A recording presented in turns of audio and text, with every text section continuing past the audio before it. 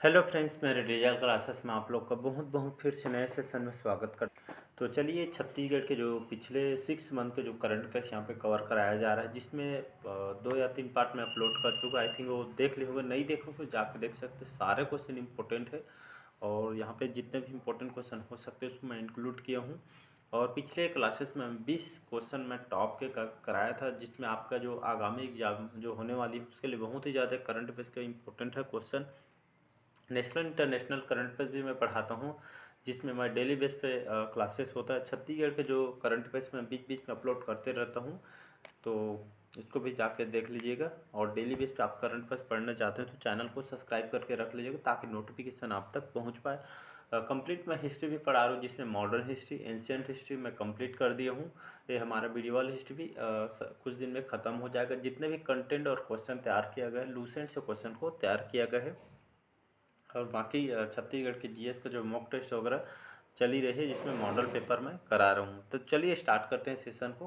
पहले बार आए चैनल को प्लीज़ सब्सक्राइब करके रख लीजिएगा, ताकि नोटिफिकेशन आप तक पहुँच पाए। तो पहला क्वेश्चन देखते हैं। 20 क्वेश्चन कवर करा चुका हूँ। छत्तीसगढ़ के कितने युवा हैं, छत्तीसगढ़ के कितने युवा भारतीय जो सॉफ्ट बॉल टीम में प्रतिनिधित्व कर रहे हैं? तो 2, 3, 4 या 1। इसका जो करेक्ट जो आंसर हो जाएगा, बी ऑप्शन करेक्ट आंसर होगा। तो छत्तीसगढ़ के लगभग 3 युवा जो भारतीय हमारे छत्तीसगढ़ के रहने वाले हैं, तो 3 युवा जो कि भारतीय सॉफ्टबॉल टीम में प्रतिनिधित्व कर रहे हैं। कितने युवा? 3। तो इसको याद रखिएगा। तो ये आपके जो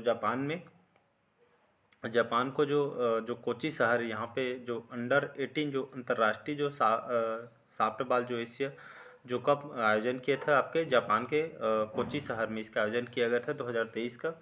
इस कप में ये आपका आयोजन किया गया था 23 से 26 जून को इसका आयोजन किया गया था। और जिसमें से हमारे छत्तीसगढ़ के जिसमें से 3 युवा इसमें यहाँ पे सिलेक्ट हुए थे और 4 खिलाड़ी इसमें सिलेक्ट हुए थे, जिसमें से तीनों जो है आपके कौन से ज़िले के? बीजापुर ज़िले के रहने वाले हैं, जिसका जो नाम है राकेश, सुनील और त्रिलेश। याद रखिएगा, राकेश, सुनील और आपका त्रिलेश, नाम को भी याद होना चाहिए। तो ये आपके राकेश, सुनील और त्रिलेश, ये आपके बीजापुर के रहने वाले थे। तीनों के यहाँ पे इनमें जो सॉफ्टबॉल टीम में इनका सिलेक्शन हुआ था। तो इसको याद रखिए, तो बहुत इंपॉर्टेंट क्वेश्चन है।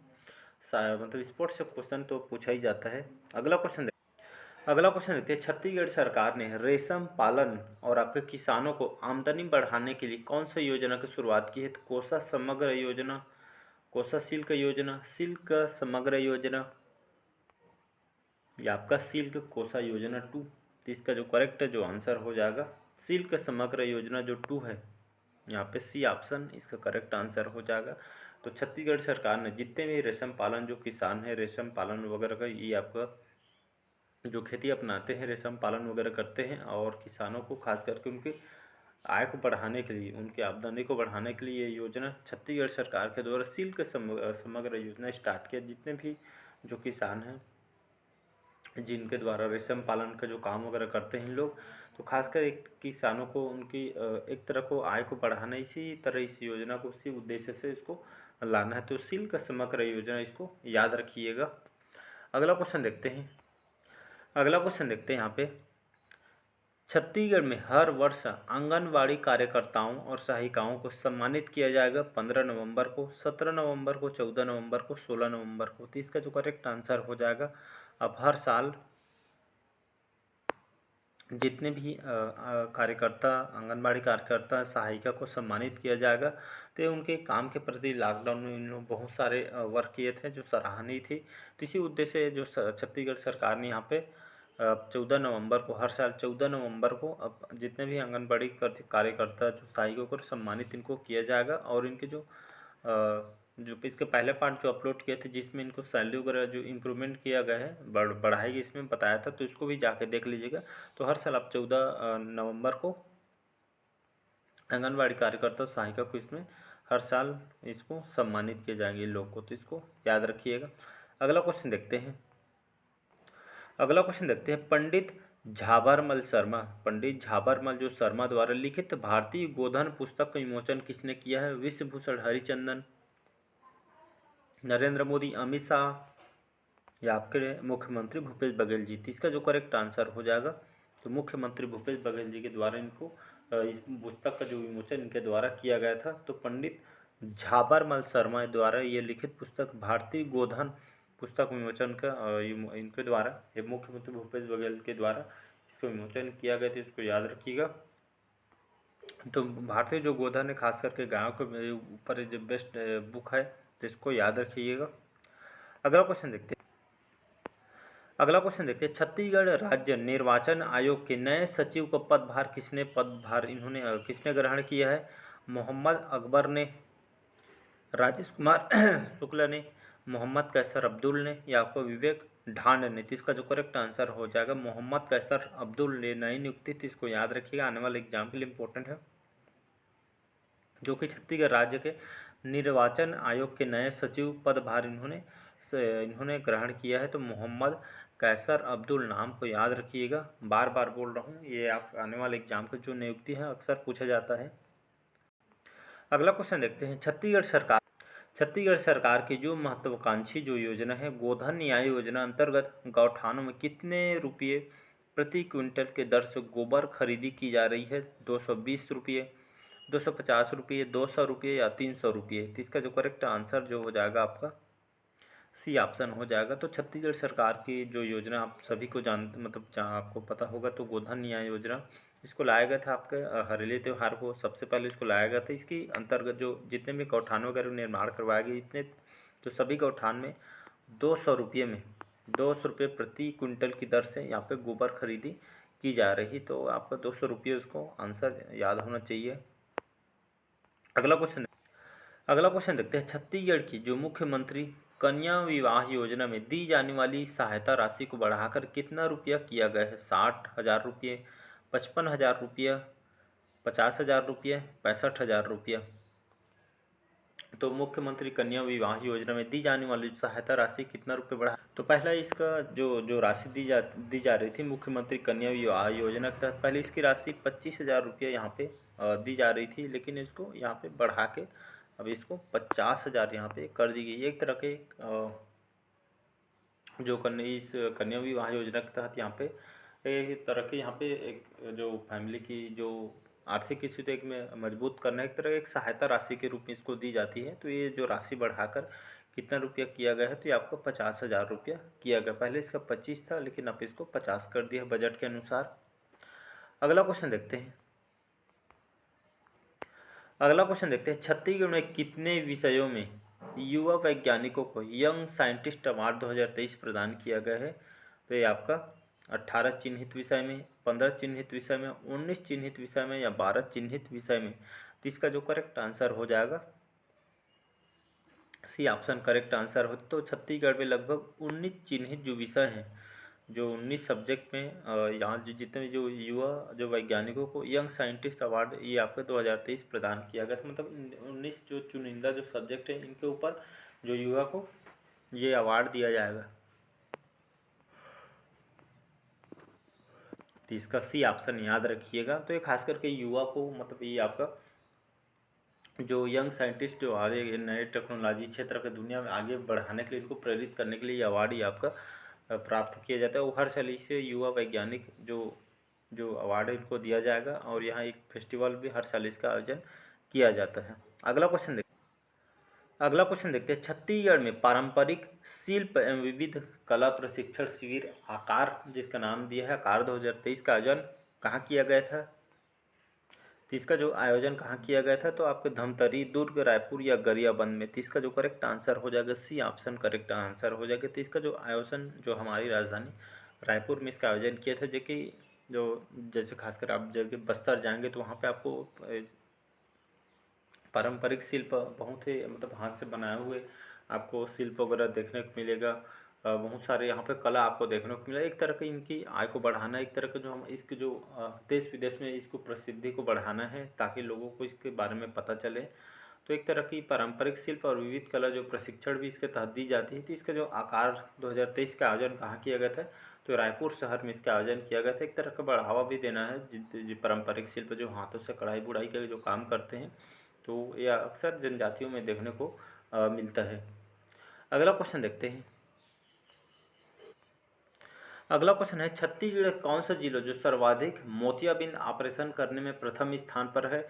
धमतरी, बेमेतरा या आपका रायपुर या रायगढ़? तो इसका जो करेक्ट आंसर जो हो जाएगा आपका सी ऑप्शन करेक्ट आंसर हो जाएगा। याद रखें, छत्तीसगढ़ का जो रायपुर जिला है ये आपके सबसे ज़्यादा सर्वाधिक मोतियाबिंद ऑपरेशन करने में प्रथम। ये मोतियाबिंद होता है कि ये आपके आँख से संबंधित बीमारी है, तो आँख में होता है मोतियाबिंद, नाम में सुना होंगे। तो एग्जाम में डायरेक्ट क्वेश्चन पूछते थे जो मोतियाबिंद जो होता है यहाँ पे कहाँ पे होता है मनुष्य के शरीर में, तो आप आँख में होने वाली ये बीमारी है। तो आपके सबसे ज़्यादा ऑपरेशन जो आपका रायपुर के डॉक्टरों के द्वारा किए थे मोतियाबिंद ऑपरेशन को, तो इसको याद रखिएगा। तो आपका जो छत्तीसगढ़ सरकार के द्वारा ये आपके 2025 तक, याद रखें 2025 तक यहाँ पे टारगेट रखी कि छत्तीसगढ़ को जो कार्निवल दृष्टि जो बाधित जो हैं इसको मुक्त बनाने के लक्ष्य रखा गया है। जो मोतियाबिंद से जो मरीज यहाँ पे जो समस्या से जूझ रहे हैं, ये पूरी तरीके से इसको 2025 तक ये टारगेट रखी गई कि ख़त्म करना है। इसी तहत यहाँ पे